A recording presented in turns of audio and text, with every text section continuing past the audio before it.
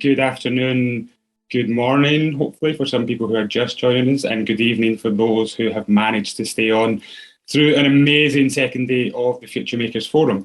It is my absolute pleasure to be here. As Katie said, I've been privileged to work alongside the Business Fights Poverty team and Cambridge University in leading our research and really speaking to and understanding a lot of these issues that our young people across Futuremakers are facing, which again, as Katie, as you mentioned there, the quotes that have been coming up during these intermissions are just phenomenal. And every single one of our young Futuremakers that we've had as part of this forum so far has been inspiring, has been heartbreaking at times. And so this leads us on, and there's no pressure on the last session here, but we've tried to think about how we can respond to some of this research. So I'm sure if you've joined a lot of the sessions and you've been seeing the quotes and hopefully you've read the research, one of the biggest challenges our young people told us was that they do struggle to access appropriate, accessible, useful, informative information and knowledge about financial products, services, and how they can start to use them more effectively. So we took a step back with the forum and thought, how do we really put young people in the driving seat? How do we really bring young people's ideas, their ambitions for what this could look like together?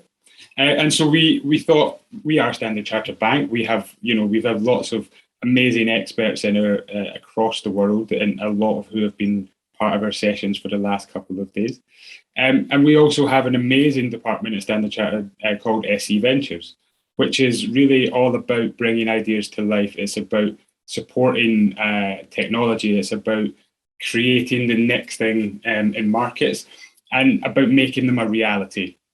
And so we thought, let's bring together our SE Ventures team with some of our Futuremakers. Let's set them a challenge. Let's throw them into originally meant to be a 2-day, it's then gone into about a 3 or 4 day boot camp of pairing up innovation coaches, team members from SE Ventures with our young Futuremakers around the challenge. How can we make financial education more accessible, more appropriate for young people? What does it look like? How are young people living their lives? How are they actually going to access this? We may think, let's put a big online platform out there. Are young people going to use it? What's the best way to get that information into their hands? What's the best way for them to use it, to share it, to bring their peers, to bring their network in around and really build that foundation of education? So we've done just that. And on this last session, we have an amazing lineup of people joining us. We have Jason Wigan from SE Ventures based in Singapore, who'll be on shortly. And we have Simran Grewal from team in London, who's going to do a very quick, high-level, light touch, super informative, super engaging session with all of you on the call today so that you can actually learn yourself. What are some of these tools? What are some of these techniques? What are some of these ways of thinking about a problem and making that a reality look like?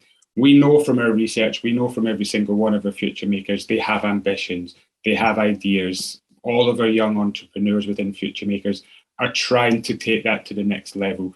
And so this session with Sim is going to hopefully really give you some cutting edge ideas, cutting edge ways to think about how you can take ideas into reality.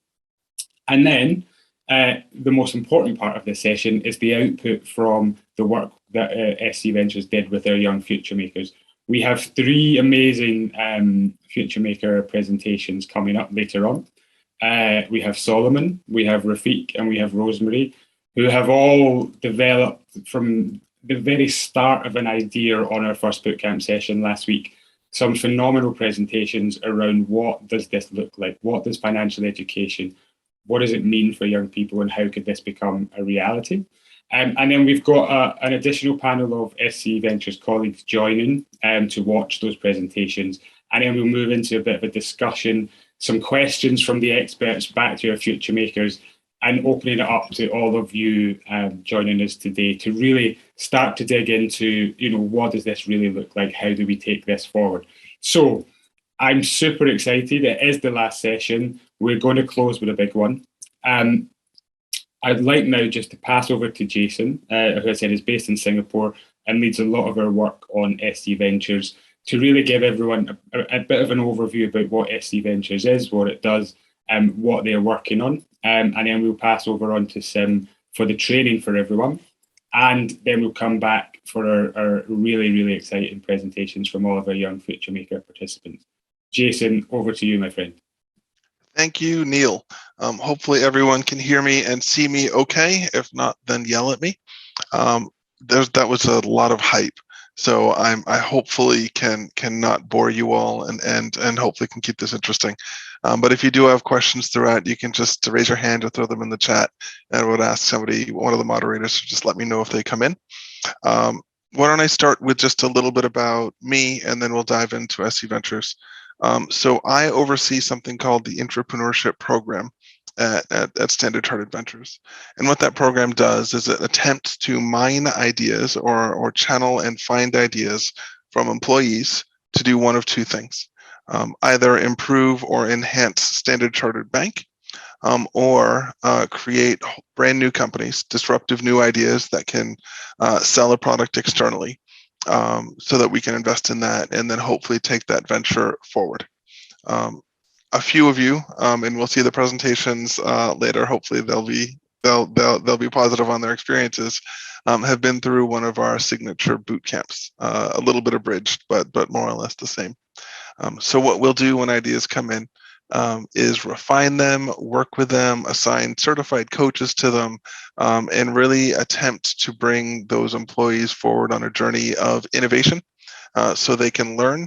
And then if we're lucky and things go well, their idea will be adopted by the bank, or their idea will become a venture. So that's what I do. I love my job. Now, SC Ventures, there's a lot more than that. I used to say that SC Ventures was the innovation arm of Standard Chartered Bank, but that is not true. SC Ventures is one of several innovation arms of Standard Chartered Bank. Standard Chartered Bank innovates everywhere, and I think that we're seeing more and more financial services firms are doing the same. But within SC Ventures specifically, there's a few core products that we focus on to try to bring to light. That first core product is in the name, SC Ventures. So our venture stream is in charge of identifying, refining, enhancing, and incubating and then scaling new unicorns. Now, I don't think we've got any unicorns yet. We're only 5 years old. But these are new companies, new ideas brought forward by employees of the bank through the entrepreneurship program, or occasionally from outside folks that we'll invest with. These ideas can range, from anything within financial services. So one of our bigger ideas that hopefully somebody might have heard of is Solve, which is in something like 8 countries right now. And Solve allows small and medium enterprises to have access to liquidity through an aggregator of sorts. So any financial institution can go in and look at the loan requests, and the small and medium enterprises can go in and put their information in. And this is a connector so that everyone can meet and get their liquidity and everyone's happy. That's going exceptionally well for us.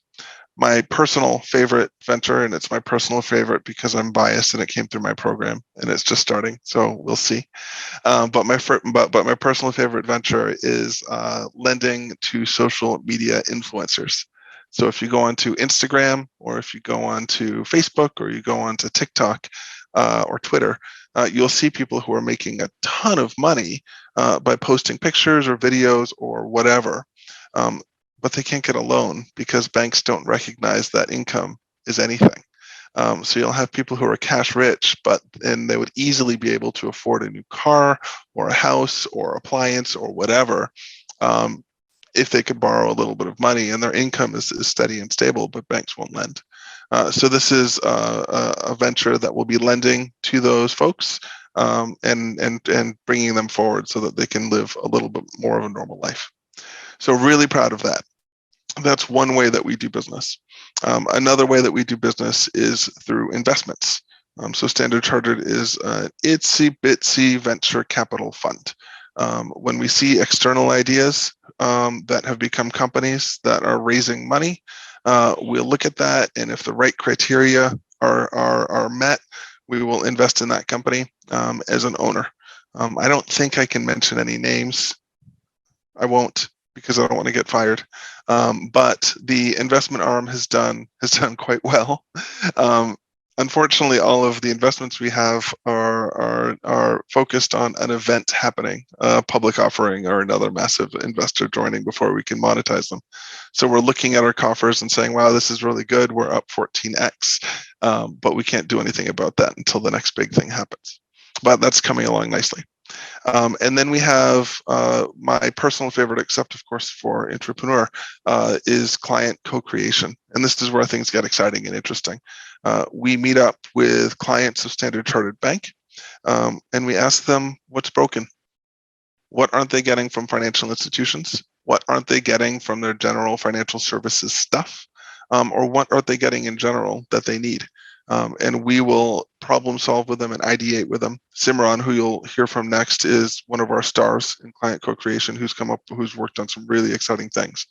And we've had one or two that have become successful new companies, which is amazing.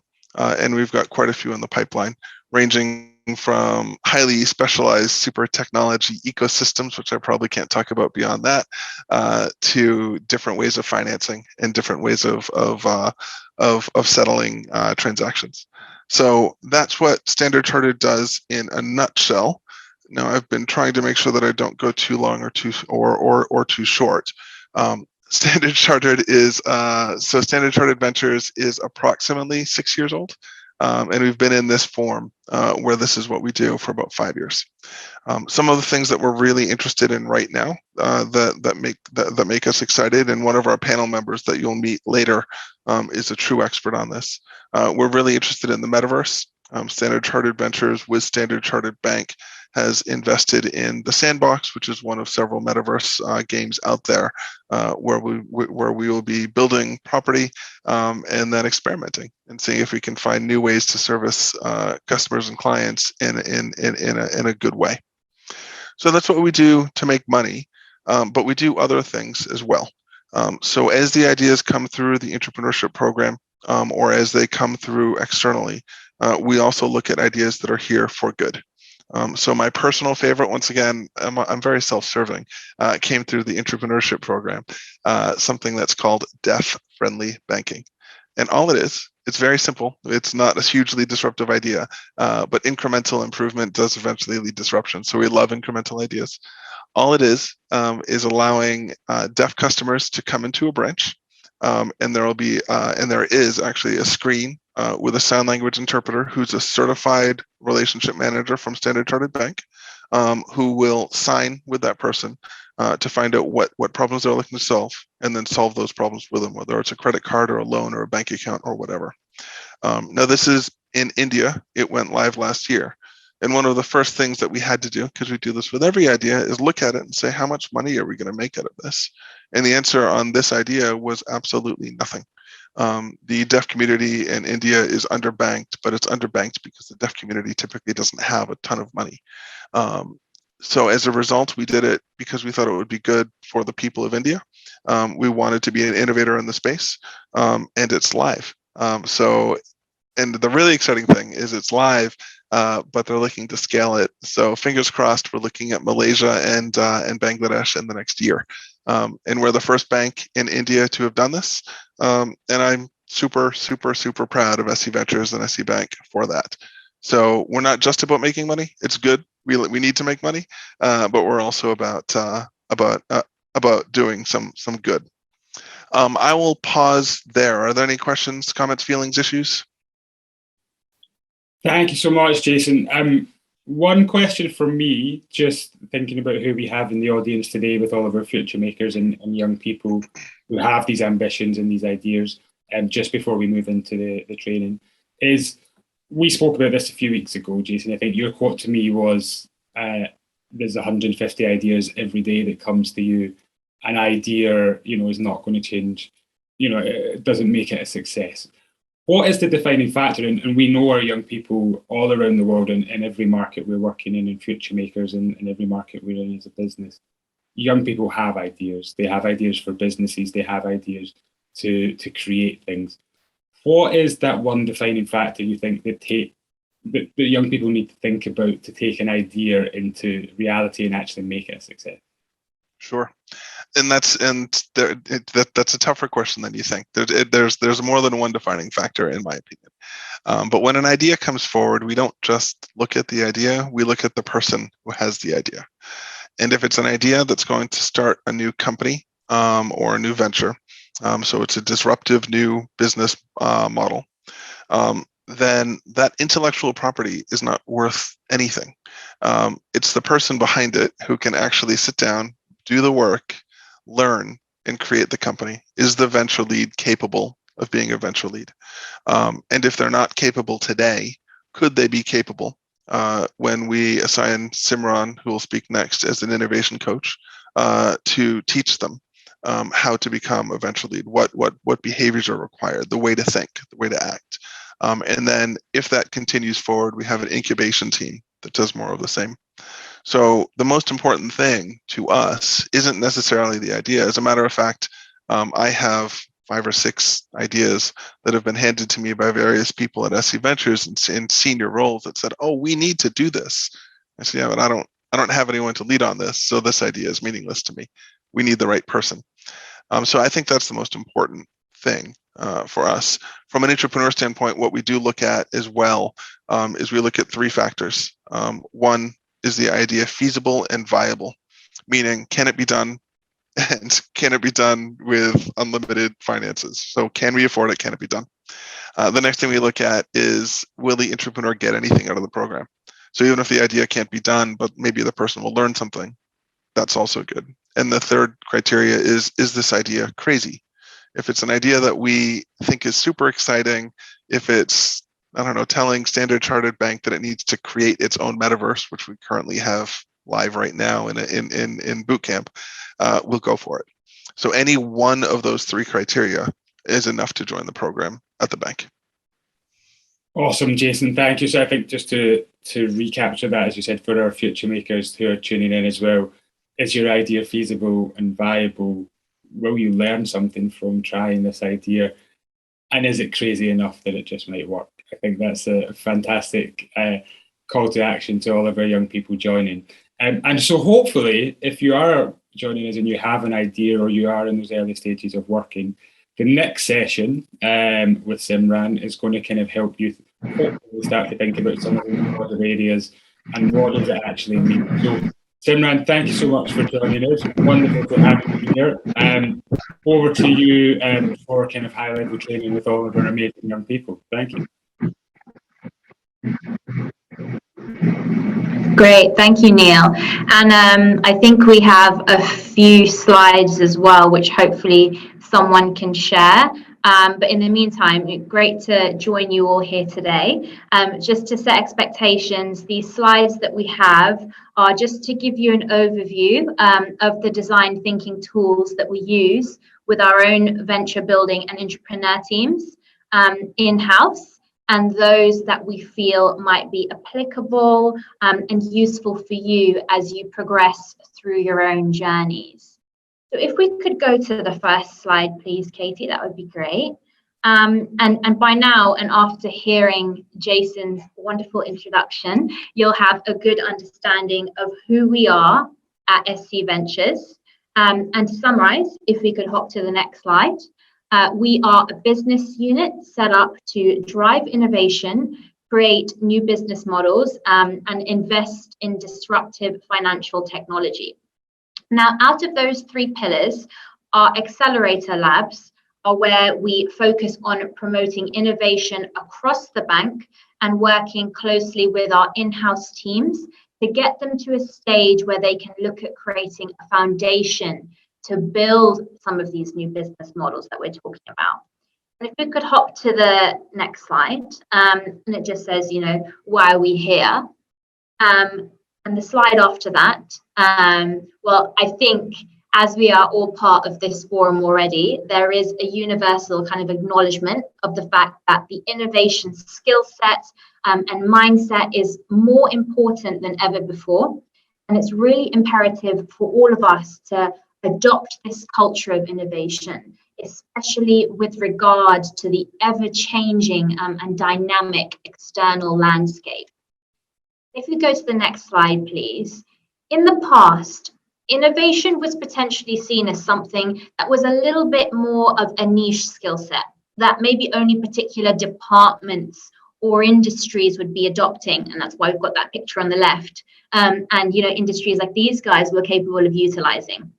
But actually nowadays, we've seen innovation being scaled across many different areas, and something that's not just a specialist concept, but that which we as everyday human beings can leverage in our day-to-day activities as we look at behaving differently in both our personal and our professional lives.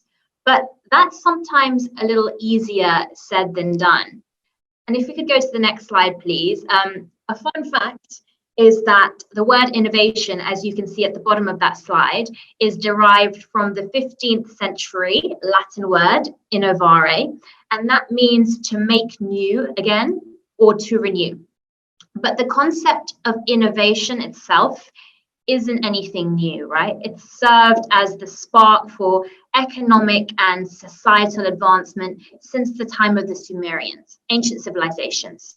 And thousands of organizations around the world, including Standard Chartered Bank, got to where they are today through ingenuity. But it continues to be a struggle. So what's the problem? What's actually going on here? And if we go to the next slide, what's different today is the speed at which and the extent to which organizations and individual companies need to renew themselves. It's exponential, and we're seeing hyper growth. We're seeing increased accessibility together with more visibility than ever before over new solutions and new customer experiences and new opportunities. And if we could go to the next slide, please. What holds us back sometimes from innovating is what we like to call our organizational shadows, which is what this kind of ominous looking figure here represents. And these are the things that are embedded in our culture and the way that we operate, which sometimes cause resilience to change. And I think this is true not just for bigger organizations like our own, but also for people operating on an individual basis. We get comfortable and we get used to familiarity. We become afraid to challenge processes and systems that exist because they're too complex. Sometimes we have to deal with bureaucratic and hierarchical structures, which present too much of a barrier. And if we hop to the next slide, we start to think about how we can combat this.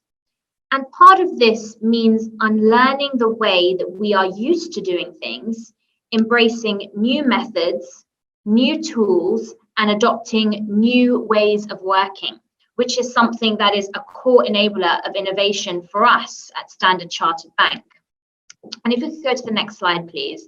There are many, many different design thinking tools and techniques out there. It's actually kind of overwhelming. You can see them all on this slide in front of you. And some of these you may not have heard of before, and others may sound more familiar. So what we're going to do is we'll just cover maybe the basic premise of one or two of these more key methodologies in today's session. And if you could hop to the next slide, before we go into new ways of working and new toolkits, we need to also look at complementing some of these with new behaviors. And let's just go through some of the key behaviors of innovators that we should be exhibiting as we develop new solutions. So if you could go to the next slide. Firstly, as you can see on the top left-hand corner of this slide, we need to be empathetic when we're designing solutions. This is all about understanding our end users, what their requirements are, and really getting into their way of thinking and being to help us to design solutions that are more fit for purpose. So by ensuring that we're empathetic, we make sure that we remain customer-centric. Next on this slide, you can see we need to be questioning. So before we start creating solutions, we need to understand whether we are asking the right questions. And sometimes this isn't an aspect that people think much about.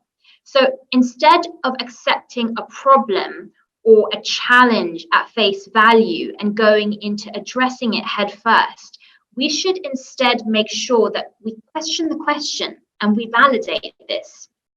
We also have imaginative here, and this is all about thinking outside of the box to design creative solutions. And this mindset helps us to create new and exciting solutions of the future instead of just replicating solutions from the past. On the other hand of the slide, on the right-hand side, we should make sure that as innovators and designers, that we are iterative. And it's very important that early on in the process, we get entrepreneurs comfortable with the concepts of iterating and pivoting and adjusting their ideas. So the reality is that nobody comes to the table with a fully fledged, fully baked idea that's ready to go to market. And myself, Jason, our other colleagues, we can attest to this, having seen a lot of these just within the remit of our own bank.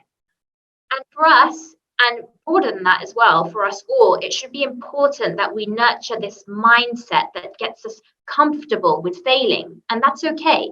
And not just learning, and not just that, but learning lessons from testing and trying and having to go back to the drawing board. We should also be collaborative, and that means that more hands make light work. And entrepreneurship should never be a journey that you take on independently. It's a heavy load, and having diversity of opinion as well as complementary skill sets from different members in your team and different stakeholders are really core to creating balanced solutions. And last but not least, we should be visual. And imagery is a common language of understanding. And often, and you might have heard this phrase before, but we say pictures speak 1,000 words. And it's very easy to get caught up in some of that verbiage. And sometimes illustration isn't something that comes naturally to a lot of us. But actually, it can go a long way when it comes to engaging different stakeholders.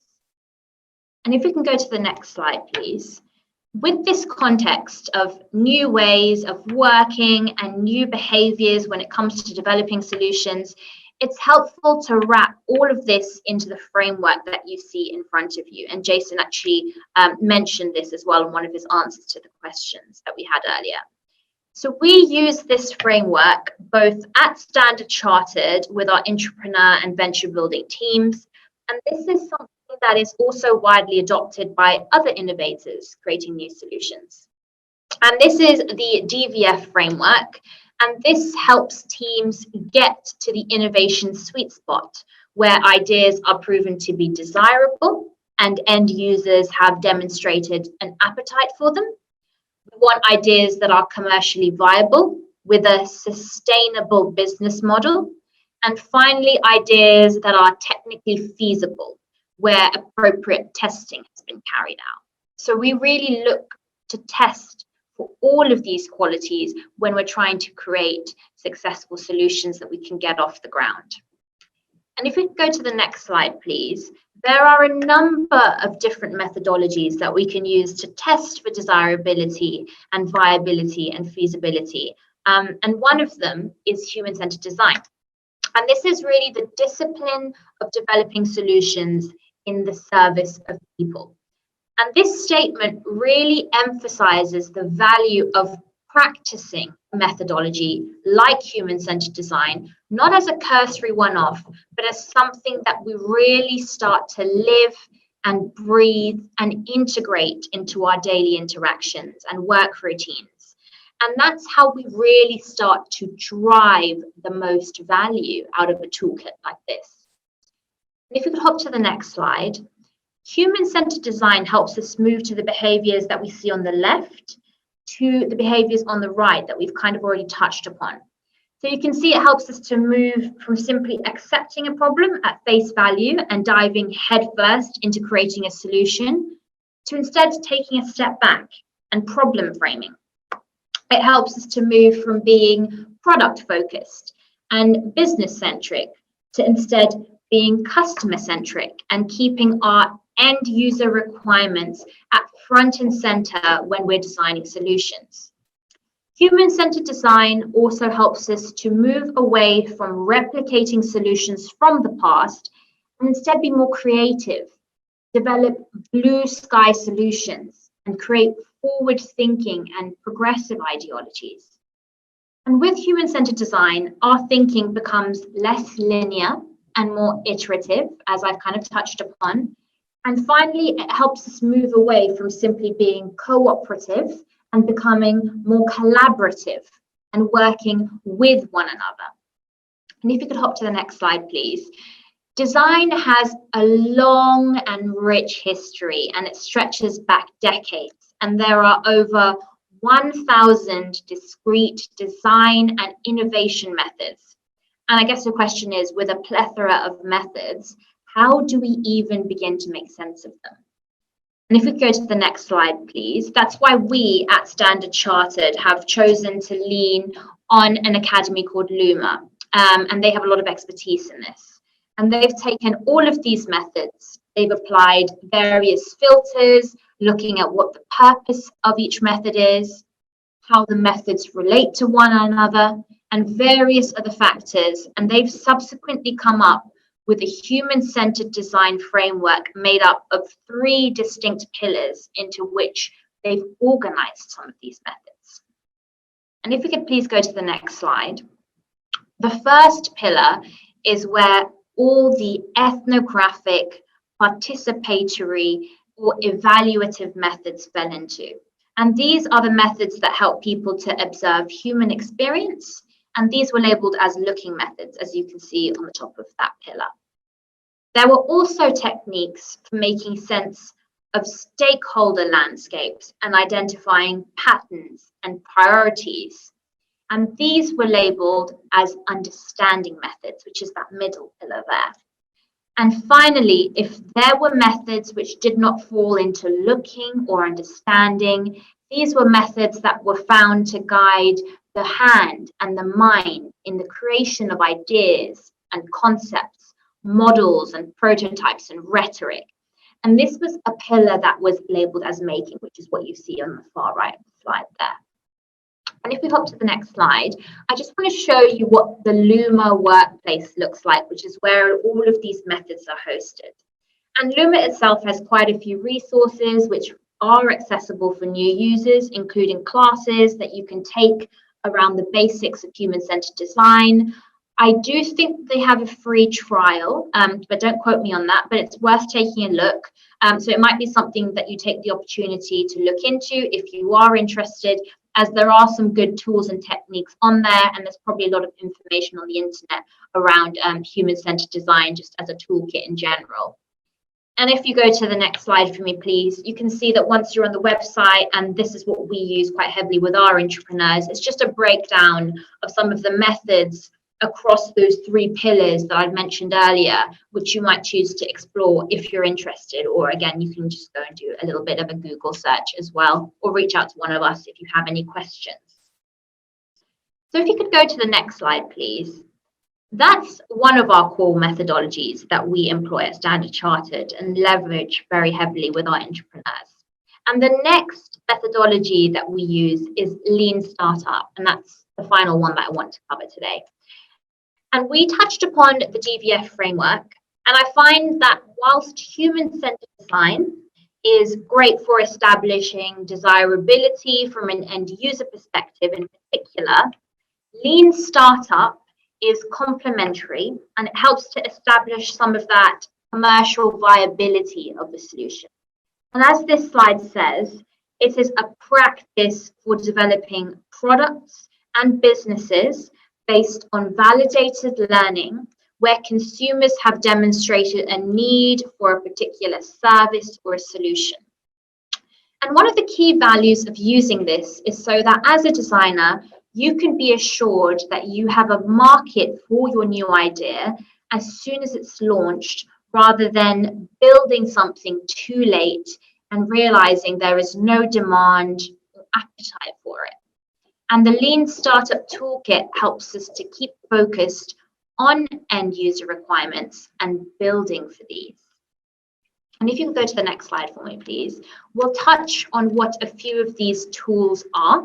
And a key one is the business model canvas, which is freely accessible on the internet.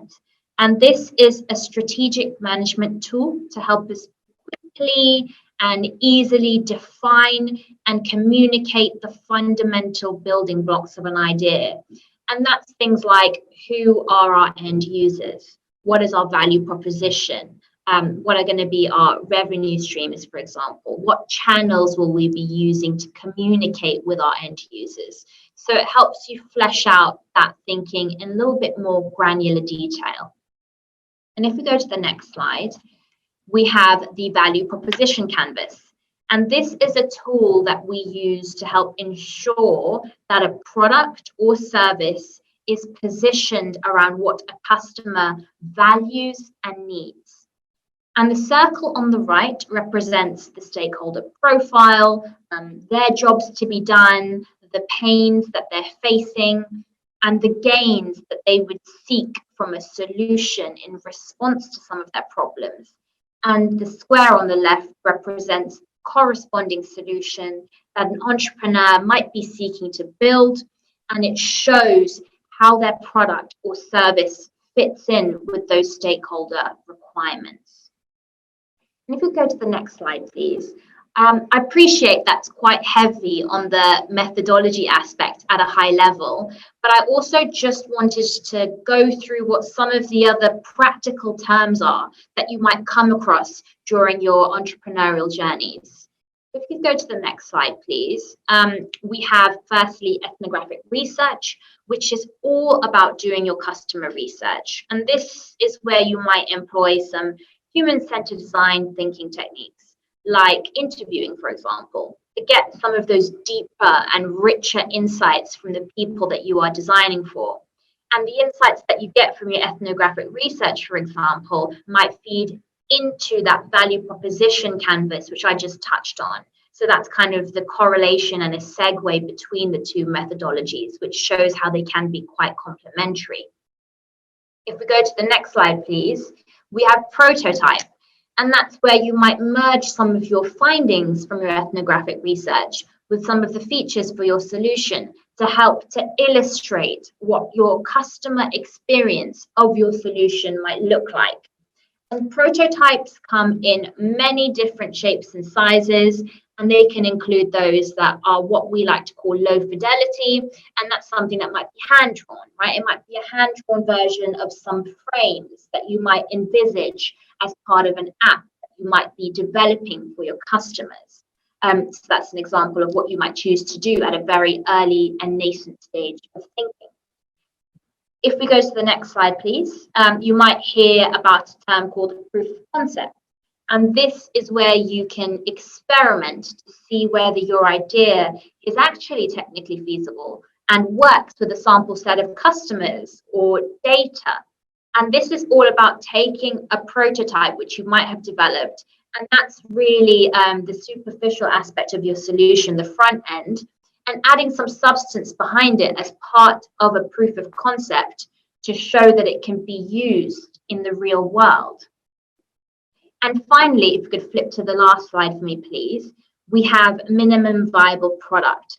And this comes a little further along in your journey, where you might have created a product with just enough features to attract early adopter customers and validate a product idea. And I think, Neil, with that, I've come to the end of my slides. And the last thing I would say is I think that some of these methodologies and terminologies, they are a little bit abstract when you haven't had the benefit of practical application. So what I would encourage you all to do is take a look at some of these, try them out for yourselves. And I think as a next step, it would also be great to hear from a few people who have had the opportunity to progress some of their ideas with these design thinking toolkits, which I think we have coming up next. So maybe, Neil, I'll hand back over to you to take us over to the last section of the day and any other questions. Thank you, Simran. What a fantastic whistle-stop tour of innovation from starting within the 1500s through to 2022. Amazing, thank you. If there are any questions, please do post them in the chat and we can certainly respond to them. I've got one question back to you, Sim, just before we bring in our amazing young people. I think one of the things that really struck out for me was, you know, how do we get comfortable with failing? So within Futuremakers, we are working with young people all around the world who are setting up businesses, who are learning as they go, who are receiving support through programs, through, you know, support programs, incubators, etc. How do you kind of get into that mindset that failing is okay? I think it's something that can be frowned upon, and even the most successful entrepreneurs, I think, still very rarely talk about it. But I think your quote that comfortable with failing, test, try, and start again. What very quick tips, hints do you have for our young people in terms of being able to kind of embrace that mindset? Yeah, I mean, look, I can just speak from the way that I've dealt with that internally at our own organization. And I think for us, it's very important to acknowledge the fact that it was, I guess, a cultural and a mindset shift amongst our own team as well. So I think when that message is very much perpetuated throughout the whole team and something that is promoted from, you know, a senior management aspect as well, to just tell people that, you know, it's okay for you not to get it right at the onset of, you know, developing a solution. I think it comes down to that culture and that mindset change. And that's why we talk quite a lot about having all of these new behaviors and getting comfortable with things like being iterative. So you get to a point where you are developing the best version of a solution. And I think, you know, having that mindset where you are more open to this kind of mindset change and, you know, adopting some of these behaviors and really help, I guess, with that shift in thinking. But it's not something that's done overnight, I think. And I think, you know, the fact that we are doing it as an organization, you know, it takes us a long time maybe to weave that into our own DNA. But, you know, maybe we can lead by example there.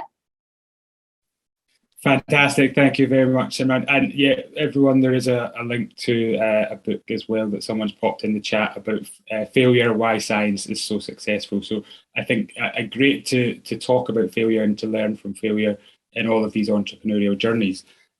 So now we're on to the exciting part. As I mentioned at the beginning, we have 3 future makers who have gone through the bootcamp with the SC Ventures team. They've done deep dives on some of these areas that Simran just walked us all through. And so what we're going to do is get them to present. They pulled together storyboards, they pulled together message maps around their solutions to how can we improve financial education for young people. And we're going to ask them all to individually present. We've also had a few extra colleagues join us as well from SC Ventures. We have Simon, hopefully on the line, and also Pramila on the line here as well.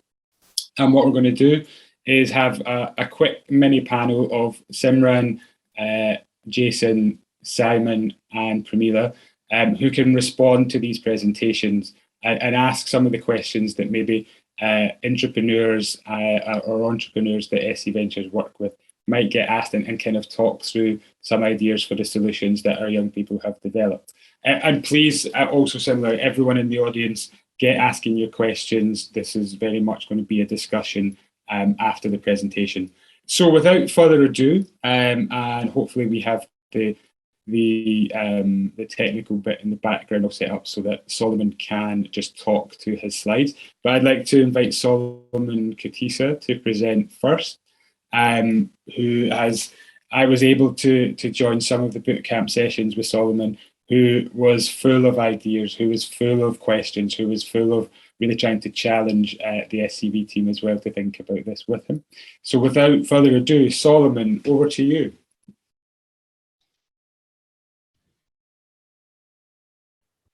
Hello, Neil. It's a pleasure to be here and see you again and be able to catch up on the Futuremakers Forum 2022. I'll be presenting about CashiLove. I see my PowerPoint is already in display, and I'll start. Basically, during the bootcamp, we were able to come up with ideas. Why did we choose Cashi? Cashi because most of us on the platform are actually very interested in the idea of money. And why else Cashi? Because Cashi sounds very catchy for the program. And so I decided that we'll be able to talk about what exactly it does. It's a financial platform that is enabling young business owners to promote their businesses and come up with better financial decisions. CashiLove is doing this in basically 3 ways. So we have what we call, if you could move to the next slide, the next 2 slides. Yes, so CashiLove actually has, is planning to implement this using 3 basic ways. So we have a savings contribution application where you are able to have users have a percentage of their wages saved, whether they have daily incomes, weekly incomes, monthly incomes. And so what this helps, like Hitesh said in an earlier presentation, that it is us who determine our savings, not the vice versa. So it's more like we subscribe to like maybe a savings schedule for our users. What this helps us is that we try to help our users discover the importance and find value in why they're saving. And so basically what this is doing is that it's trying to help people also generate interest on these small savings. So that's the importance of this application. It's also linking you up to reputable lenders. So young people have this fear when it comes to money lending, and all the related other fears. So we have young people and we're telling them, well, CashiLove can actually connect you to the right people. We can be able to come up with the different kinds of loans that can actually help you, like business loans, agricultural loans. I think I'll be able to talk about that in the 3rd business opportunity, or the business channel that CashiLove is planning to implement. And the 3rd ability of the savings contribution application is that users are able to be matched to good investment advice, let's say bills and bonds, and be able to realize, because many of this information is very amorphous and it's on the investment side of the banks and it has not been properly exposed. So CashiLove tries to bring this out to the public and be able to tell people these are ways that you can actually benefit from the bank, and these are some of the ways you can actually invest in the bank regardless of your financial income. We have financial literacy models as our 2nd offering. So what happens here, we have animations. Quite an interesting research shows that many young people have a very low attention span. So we are planning like TikTok videos that can really just encourage people to come up with proper saving methods, learn more about lending, and maybe also have like maybe monthly provisions whereby we are having detailed concepts on savings, lending, depending on the frequently asked questions. Those are like what they call the FAQs. And so based on that data, we want to like come up with such content that is actually helpful for our young generation. And we also have daily financial motivation messages coming in daily. This keeps an interaction whereby our users are able to actually see us on a daily. It tries to build that relationship. I see it works a lot for banks that usually have like maybe birthday messages sent to their clients, and CashiLove wants to do this, but more on a daily basis, where we're having motivational quotes, we're having our youth supported with better financial decision making. The last one is be able to connect them with good financial mentors. The bootcamp has actually exposed me to quite a number of them, and I found that very nice to incorporate into the system as well, where you're able to talk to experts, have such platforms, have tailored solutions for different communities, because that's one thing we're realizing: different problems, different people, different areas of focus, especially as an application. The last and my favorite is the business channels for the users, where we have the application trying to link users or business owners to actually regional markets, international markets. So we have been having cases where some foods maybe are restricted from entering one country to another. And this is because producers are producing, but without knowledge of what the market actually wants.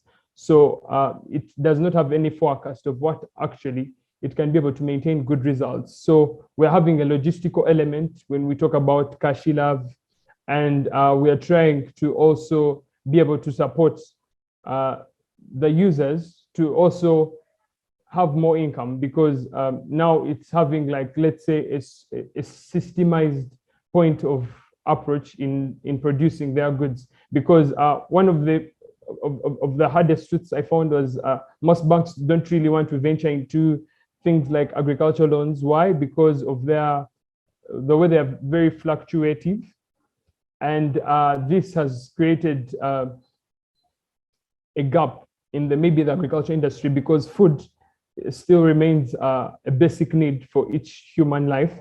But then maybe we need to just come up with more sustainable solutions.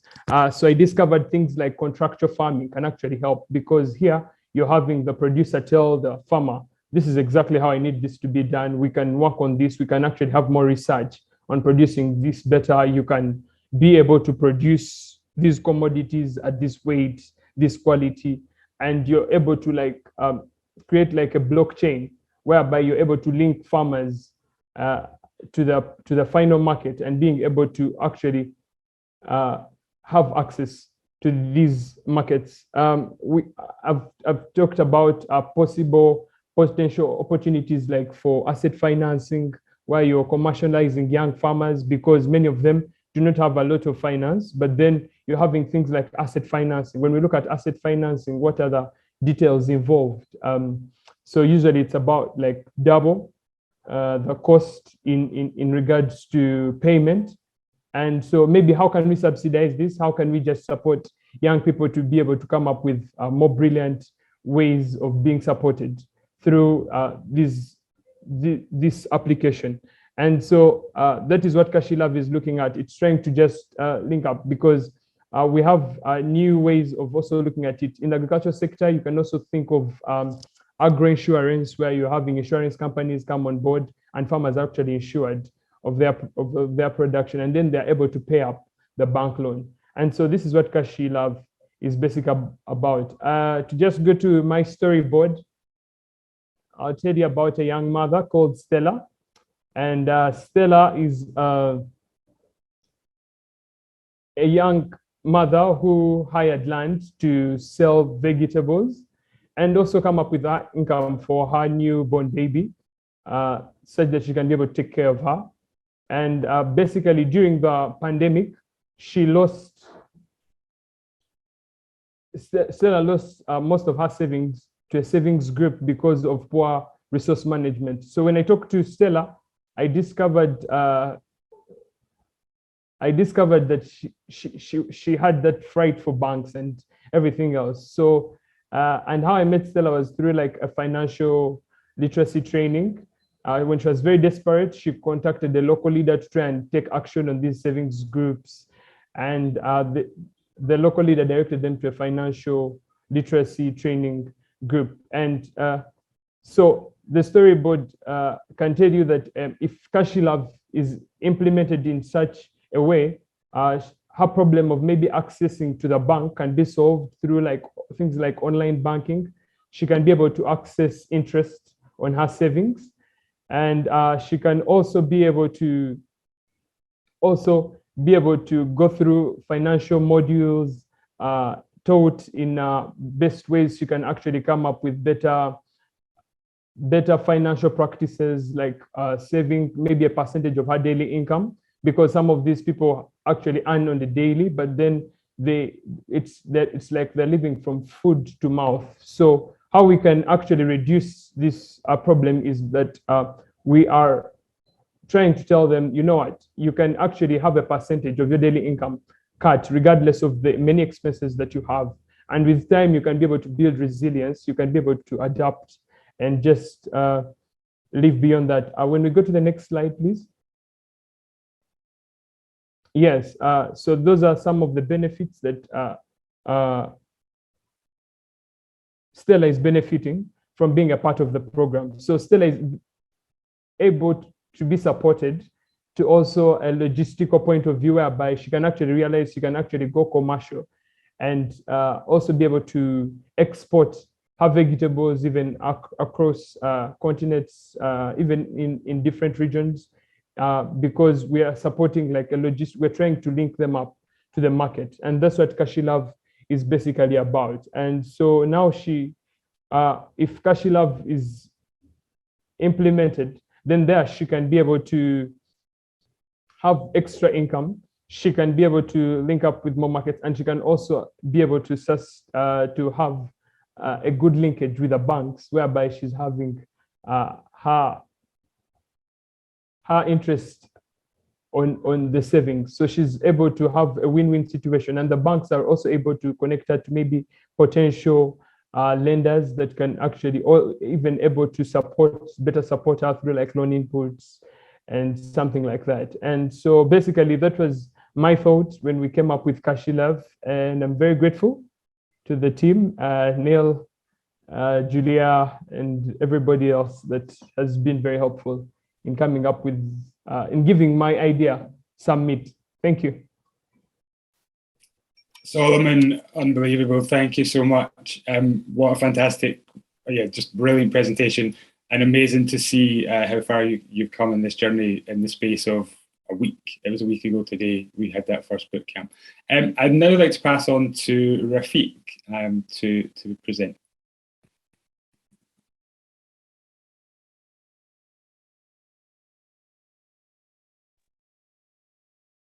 Hello, thank you, Neil, for having me, and the others, Standard Chartered Futuremakers, for giving me the opportunity.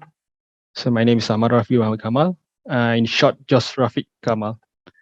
So I'll be presenting my ideas on how to solve and achieve young people dreams in financials and their journey, career, and educations through apps of fintech called Millennial Odysseys.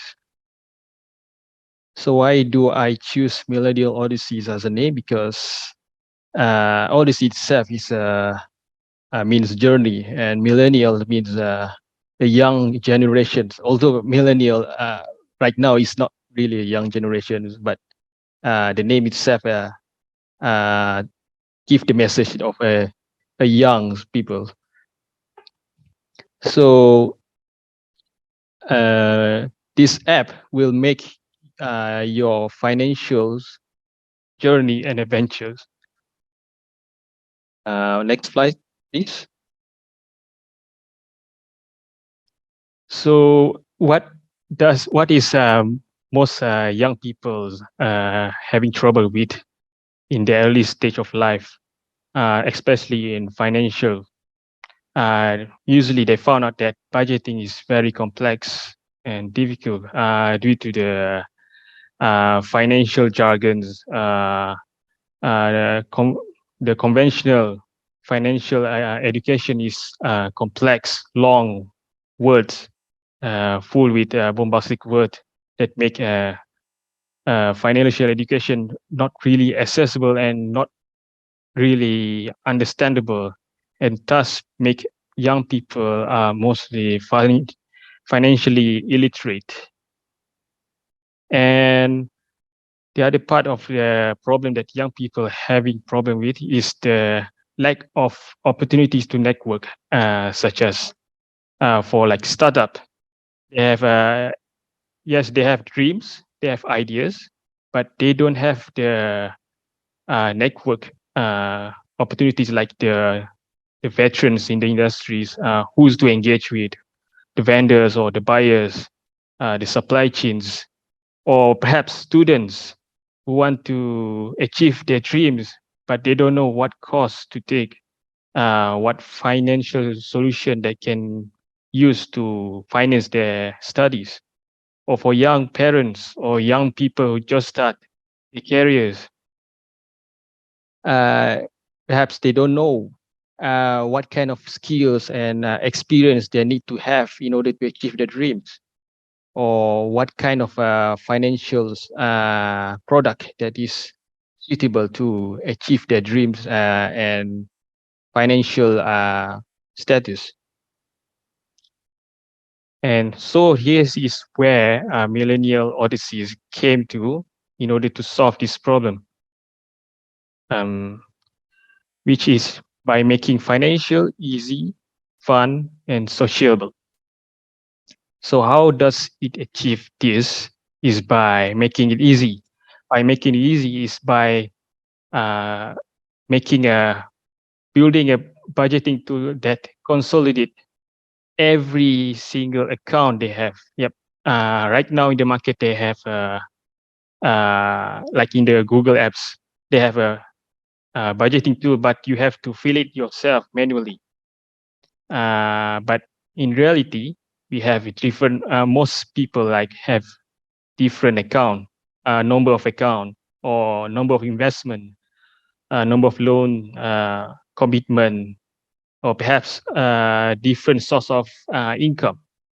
So the vision that I had for this fintech is to consolidate all this into one app so that it is easily understandable through a very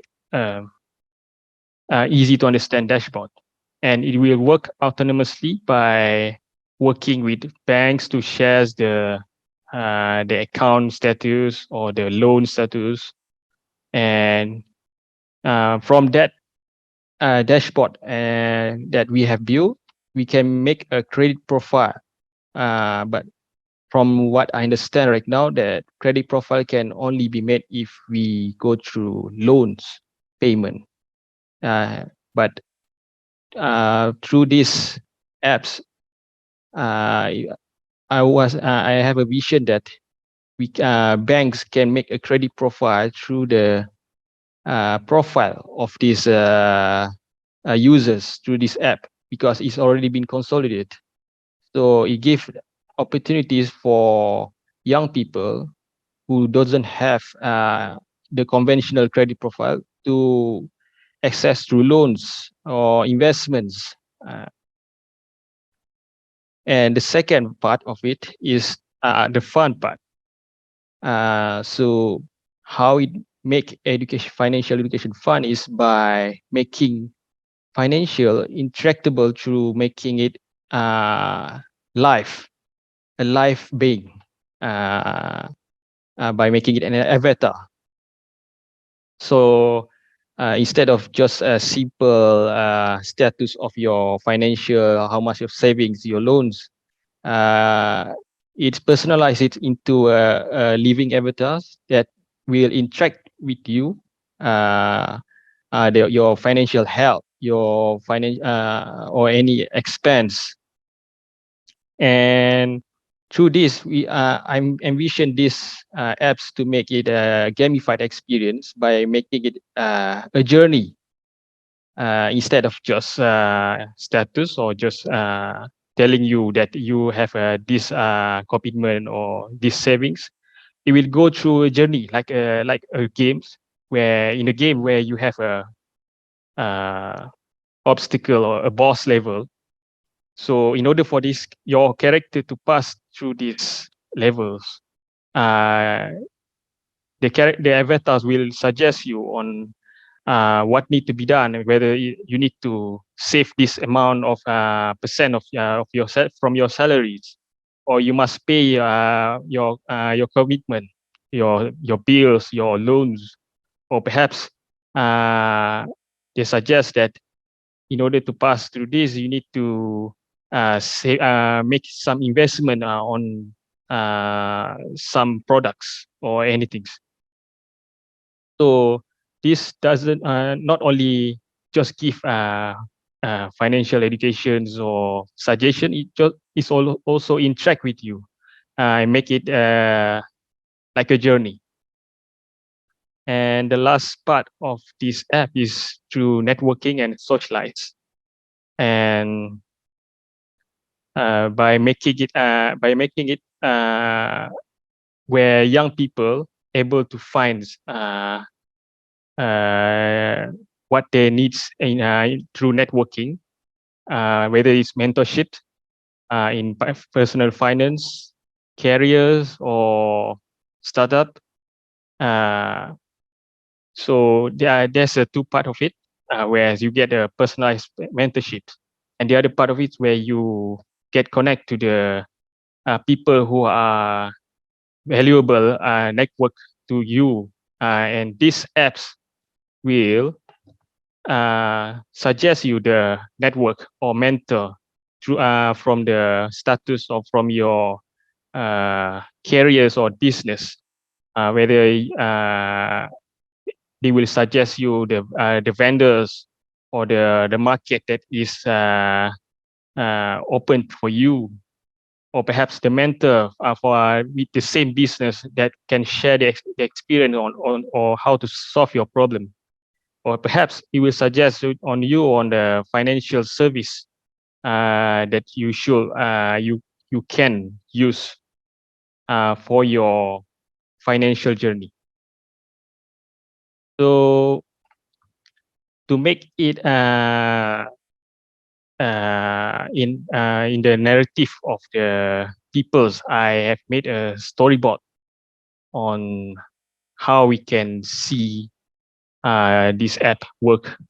So in the story that I envisions, is about a person named Ezra, who is running his business, a startup, a small business. And as a young people, he lacks network experience to access to the buyers, vendors. He just have dreams and just run it like that. And with situations that happening right now, like inflation, COVID, it make his small business unsustainable. And due to that, he shared with his friends, and his friend, upon hearing about his problems, share with him the Millennial Odysseys app and explain to him the features which Ezra found is very helpful, and decide to give it a try and sign up. And when he signed up, the first part where he have to fill in is to create a character avatar for himself of his financial status. So through that, he create a dashboard and interactive dashboard and interactive avatars that is live.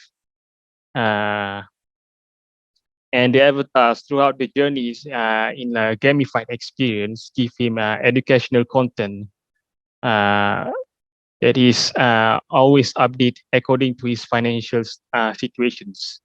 And due to the gamified experience, he found that it is easily understandable and relevant to him. And it explained to him all the financial jargons and what need to be done to help his business. And through the socialized part of the apps, he found mentors in the apps, and where he chat on regular basis, one-on-one. And not only that, the mentors also introduce him to the business, to the network that he can use. That is one other part of the app, which is networking. And through that, he found the potentials market or the vendors that he need, and the financial service such as lenders and investment part or savings account or everything. And through that, Ezra has sees that understand how to make his business work and and he has began to see that his business start growing with his network too, and he start to make money with his ventures. And any questions from the floor, if any? Or if not, I will pass to the. Thank you so much. Unbelievable again to see that journey in the space of a couple of days of bootcamp. Finally, we have Rosemary. As always, when we're having fun, time flies. I'm conscious of time here, and we have everyone on. So, Rosemary, last one is you. If we could try and go through a little bit quicker, and then we'll come back for some high-level thoughts from some of our panelists, and then we will unfortunately be moving then to the close of the forum. But Rosemary, over to you. Thank you, Neil. My name is Rosemary from Uganda. So my product is called Money on the Go app.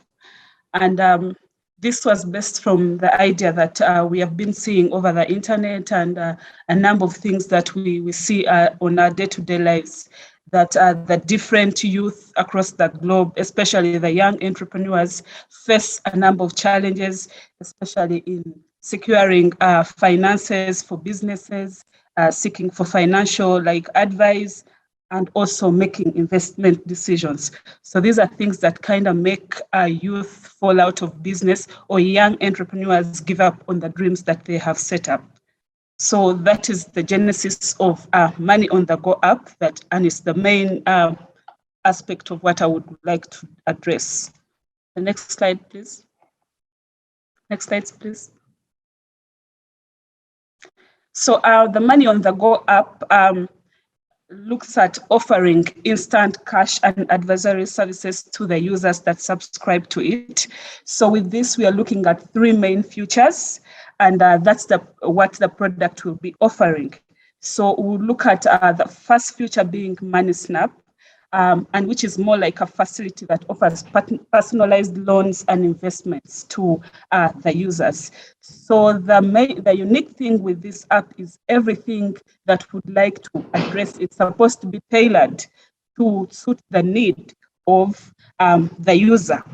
So with the Money Snap, we look at providing savings to these offering a saving facility that will enable the users to save money, as well as connecting them to the different reputable lenders to obtain loans from them. And main aspects of as to how we need to support these users or customers is through connecting them, matching them with financial experts that can help guide them on the best investment decision or ideas that they can make. So that is what we do with our first feature. With the second feature, which is a financial advisory, we're looking at designing a personalized advice based on the user input and user online behavior. Because we notice that different people, even if they have different business ideas, sometimes they don't mind so much going onto the online to check or to market their products. So we look at developing a personalized advice based on what the user would want to achieve. So we also want to develop tailored packages that the users can use to provide out-of-the-box solutions for them. Some of us, because we have seen one entrepreneur successful in one area, we feel that it is the same route or journey that we are supposed to undertake. And yet we have a variety of options that would maybe try to pick off to see that we can also make our ideas better. So with the Money on the Go app, we want to design packages that are tailored to that specific user, depending on the need that they want. So we also noticed that many, and I think a number of you can testify to that, if I walk into any financial institution to borrow money and I have all the criteria, it is very easy for them to give me the money, and of course they will tell me you have to pay within this period. So debt management is, I think, one of a main factor that makes people sometimes to run away from borrowing. So we want to, through the app, we'll be able to make debt management fun by offering them tips and solutions based on the user's debt. So with that, we want to at least design a package that will be convenient for the user, so that even in times that they were not able to remit, to pay back the money within that specific period, they can at least be given like an opportunity to, deposit the money at the time that they get it. So with that, we would want to make it more fun, so that it doesn't look like, when you borrow, it is more like a burden that you have to carry on. The other feature on the Money on the Go app is the We Connect feature. We noticed that a number of us go into businesses because we are passionate about it. But with this app, we'll be able to offer opportunities for financial-based training, still based on the personalized requirements of the user. And with this, we mean that if an individual or a user subscribes to it and would really need guidance in one way or another, we design a financial package that will best suit that need for the user. And most times, even when we go to different financial institutions, we don't get the opportunity to be mentored, or like, depending, we might have businesses that we want to run, but we don't have the aspect of, being mentored and also carried through the different, decisions, financial decisions that we have made. So Money on the Go app will be able to connect the users to experts and to different mentoring opportunities that will help them in journeying through the business career, to make them grow and become better, and also like expand and also be able to benefit other people.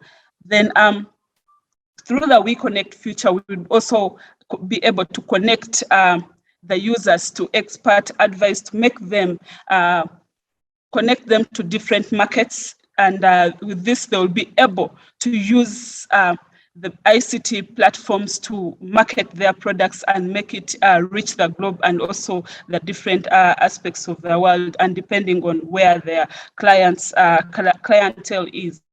So with this, I was able to come up with a storyboard to guide, this product, the story behind, how this product came into making. So there's Joy, who is a university student. She's a graduate and has been saving money throughout her studies. And she wanted to start up a business, but had no idea of what to do. So Joy walks into a bank and would need like financial advice and to find out solutions to what she can do, and also maybe guidance on what better decisions she can make. And the bank refuses to offer such as the service or give her a listening ear, because they don't offer that. So with this, Joy is so disappointed. And since the Money on the Go app is more on a social media platform, and someone can easily log in, she goes onto social media and sees her friend testifying about the Money on the Go app, helping her with the financial advice. So Joy decides to give it a try to see if she can really also benefits from it. So she downloads and follows all the necessary requirements and fills in all the details. And she's able to be connected to a financial expert that guides her on the business ideas that she has been able to make. So with this, the next slide, please. Joy is able to she realizes that actually her dream was bigger, and the money that she has been saving is actually not enough. So she still takes advantage of the Money on the Go app to apply for a loan. And with this, her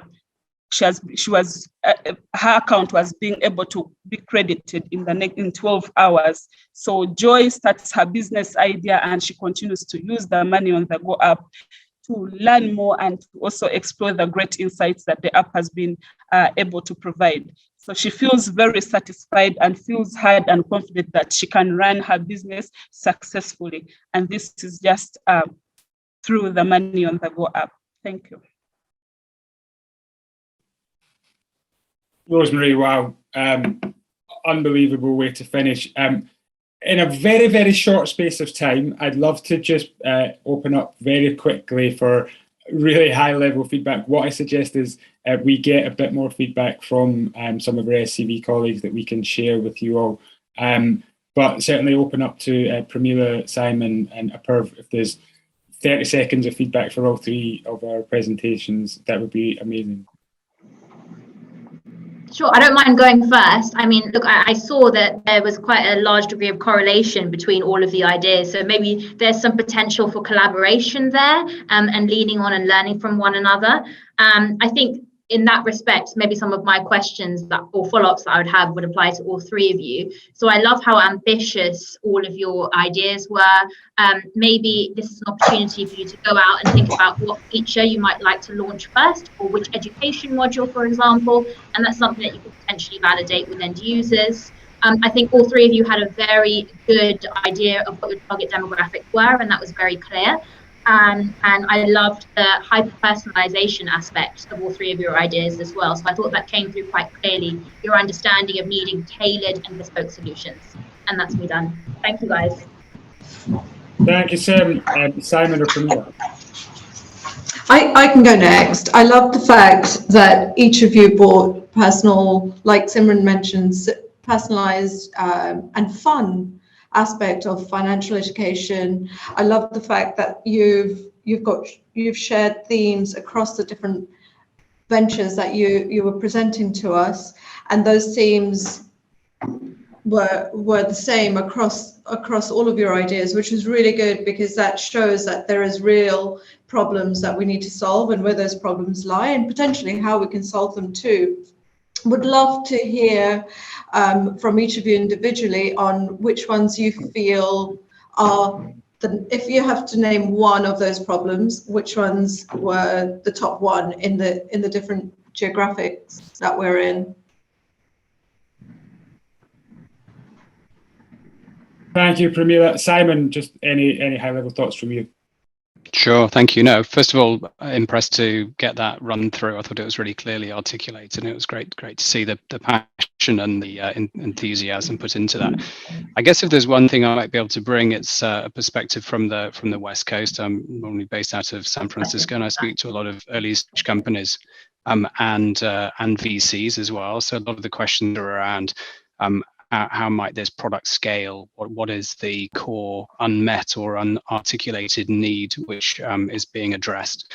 And I guess the other point is, what are the kind of key underlying themes that the changes happening at a kind of societal or geographic level that the particular company is trying to kind of ride on? So I think just a couple of pointers. I was watching the different presentations. I was sort of thinking to myself about some of the things that we've seen here recently that I think are kind of relevant. I guess one thought that I thought I might hear more was around use of social media. Really interesting. TikTok, 90 minutes a day, twice the number of minutes that people are spending on services like Netflix. If you look at people like Crystal Todd, she's been a super successful TikTok influencer, actually with financial education. She's had an incredibly successful TikTok channel, short form video, as a way of building community is one kind of interesting idea. I think the other broader point is, this kind of Steve Jobs quote about skating to where the puck is going. There are a number of themes around decentralized finance, around decentralized autonomous organizations. The whole kind of Web3 angle is very investable at the moment, and I think does apply to some of the ideas that you'd put together. And then when I was thinking about some of the other aspects of what's happening at this sort of intersection between social and financial, there's some really interesting apps which are trying to kind of build on that network effect of having people sharing content with each other, user-generated content, and kind of trying to pool resources and all of those sorts of things. And again, one other thing that kind of came to mind, there's an app which has been doing very well recently, which allows you to take images of plants and determine whether they're being overwatered or whether they've got disease and so on. So I think there's a few kind of core kind of technical opportunities that exist that you might neatly weave into the broader propositions. So I'd love to have more time to talk through those, but those are my kind of initial thoughts. Simon, thank you. Apurv, yeah, go for it. Thanks everybody. That was really refreshing and fantastic to hear, and I can see a lot of work and thinking has gone into it. So, my comments would be similar to what Pramila, Simran, and Simon have mentioned. I think one theme that likely cuts across all three of the ideas that were presented is, you don't necessarily always have to build something up as part of your roadmap. So there's a partnership element, and what those partners look like to help you scale, go to market faster, I think would be an interesting area to sort of assess further. And then specifically on Odyssey, the other two sort of ideas as well sort of mention elements of gamification. Interestingly, we're in a world where commerce and to a degree, banking is also moving into a gamified world. I'm sure you guys have heard of metaverse and all those other components. So, it'd be good to kind of think through what's the impact of the metaverse, what kind of avatars and virtual avatars you can come up with, and then how that can then come back to the apps and the ideas that you have. And then finally, I think, to Simon's point, I was thinking almost the same thing. So there's a lot of financial education aspects. And typically in an education business, it's traditionally hard to scale that beyond certain locations. So to help with the scale, I think there's an element of financial influencers.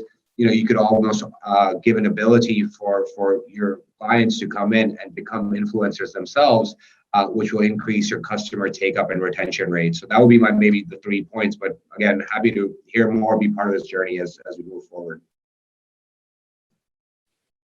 Amazing. Thank you all.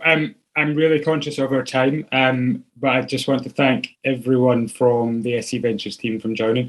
Most importantly, thank Solomon, Rafiq and Rosemary for those amazing presentations.